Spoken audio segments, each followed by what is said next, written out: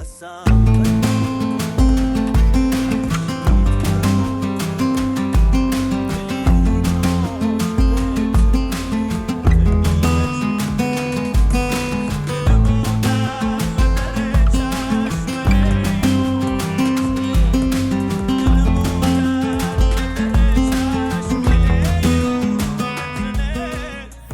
به همه بینندگان عزیز، امیدوارم حالتون خوب باشه.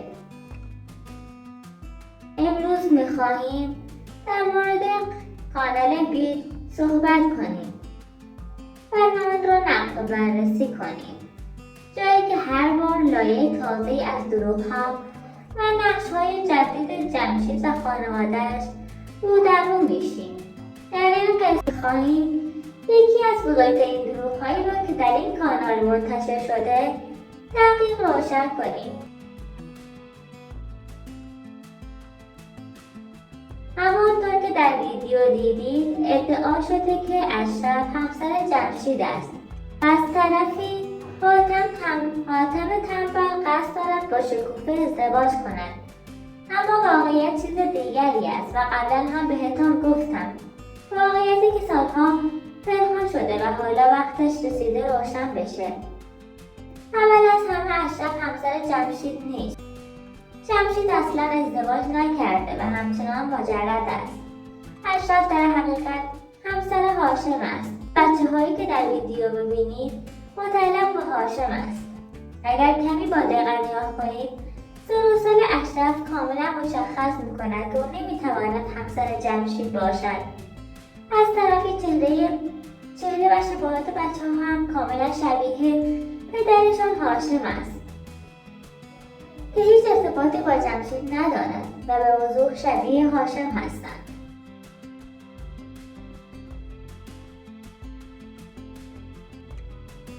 اما چرا چنین نقشی ساخته‌اند؟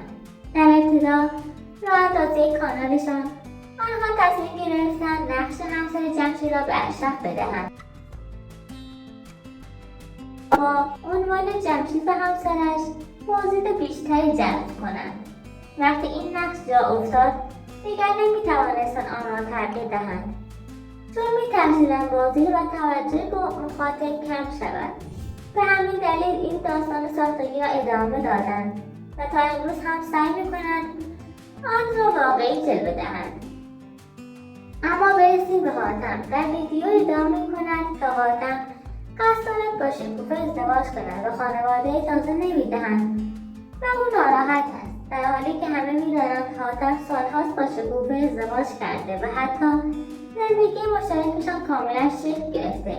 اینکه دوباره نقش خواستگاری و استانداردن خانواده را بازی می‌کنند فقط برای فریب بیننده و گرفتن بازدید است. واقعا یکی نیست به حاتم بگه برادر من که برگ برنده را از سالها پیش گرفتی، چرا دوباره نقش خواستگاری را بازی میکنی؟ بیننده را احمق فرض نکن، مردم همه چیز را میفهمند.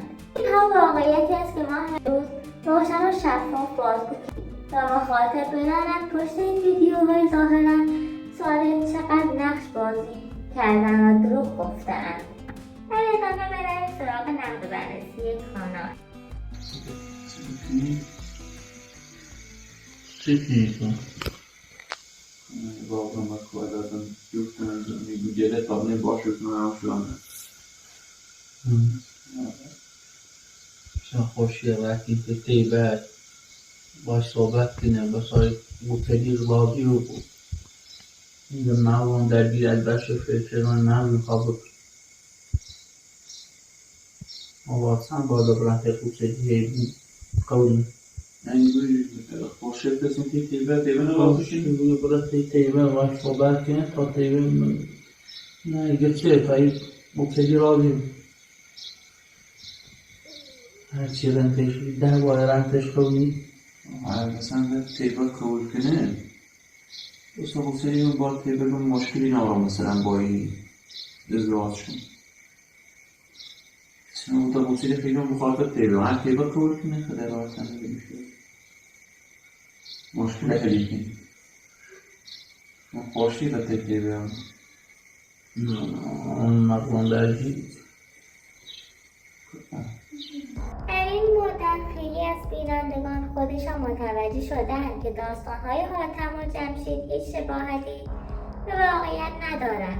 همه می‌دانند حاتم سالها پیش ازدواج کرده و حتی صاحب فرزند است. اما با این حال همچنان به دروغ‌هایشان ادامه می‌دهند و سعی می‌کنند با سناریوهای ساختگی مخاطب را فریب دهند. جالب‌تر این که طیبه هنوز با قدک زندگی می‌کند و کاملا طلاقی در کار نبوده. تمام این حرف‌ها فقط برای جذب بازدید و ساختن هیجان مصنوعی است. آنها هر روز یک نقش تازه بازی می‌کنند و می‌سازند. مردم متوجه نمی‌شوند در حالی که بینندگان دقیق‌تر از چیزی هستند که فکر می‌کنند. از همه مهمتر فیلم عروسی واقعی حاتم در کانال‌های دیگر وجود دارد و من اکنون در حال جستجو هستم و به زودی آن فیلم را پیدا می‌کنم و برایتان منتشر خواهم کرد. در آن ویدیو حاتم و شکوفه را در مراسم عروسیشان خواهید دید، بدون نقش، بدون سناریو، بدون دروغ. اما لحظه‌ای که فیلم را می‌بینید که خودتان حقیقت را با چشم‌های خودتان قضاوت می‌کنید. بار دیگر هیچ کسی نمی‌تواند واقعیت را پنهان کند. وقتی سند واقعی منتشر شود، تمام این نمایش‌ها فرو می‌ریزد و مردم می‌فهمند پشت پرده این داستان‌ها چه گذشته است. مشکلات یه نفر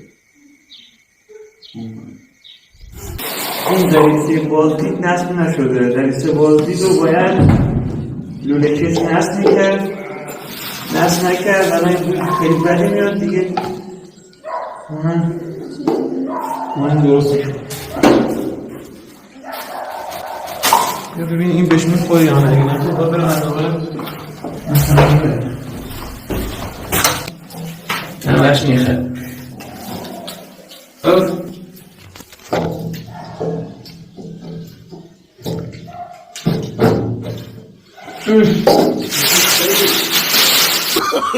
Oh, no, no, no, no.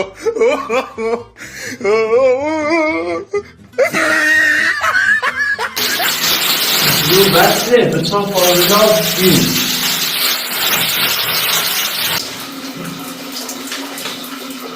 facciamo sentire la campagna non sì, necessità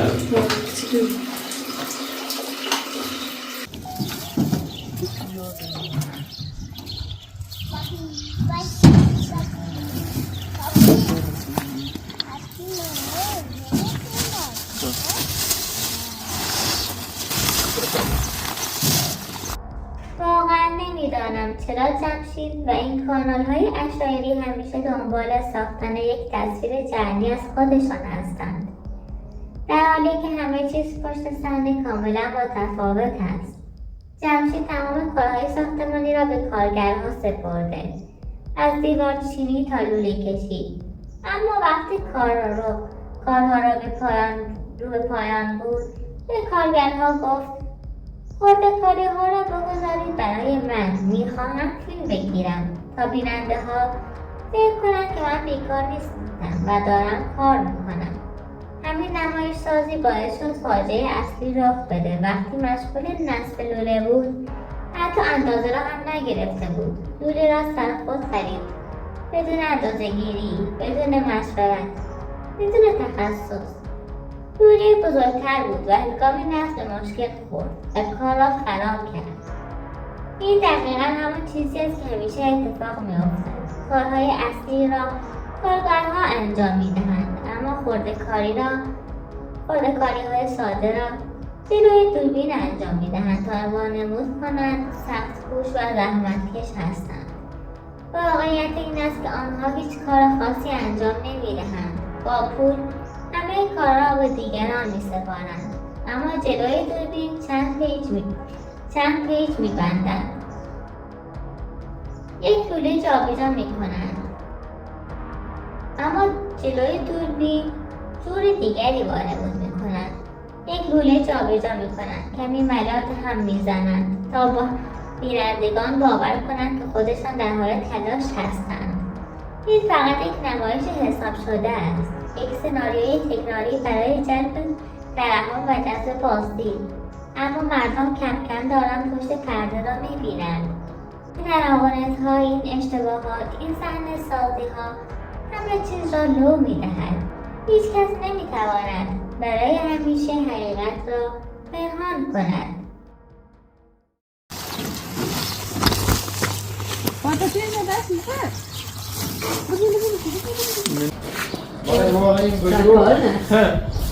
دکتر بهمون ساده Nasıl? دکتر بهمون ساده اون داری با دکتر ایرا سرش میوی آه والا اشتباه تشخیص داد. بگی گرفتی اینا سنت نه ولی عادت عادیه آه. سلام داره به عادی ها؟ قرص دارو دارمون آه که بخش و شیش ماه بعد الان سونجا رو نمک خوب همین ها؟ بله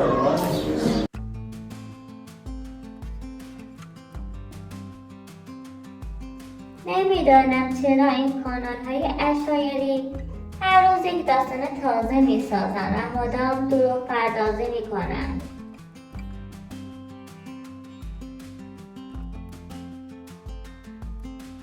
انگار فکر می‌کنم مردم نمی‌فهمند، اما من وظیفه خودم رو می‌دونم که واقعیت رو فاش کنم و نگذارم مخاطب فریب بخورد.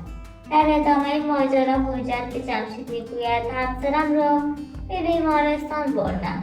دکتر گفته سالم است و هیچ مشکلی ندارد.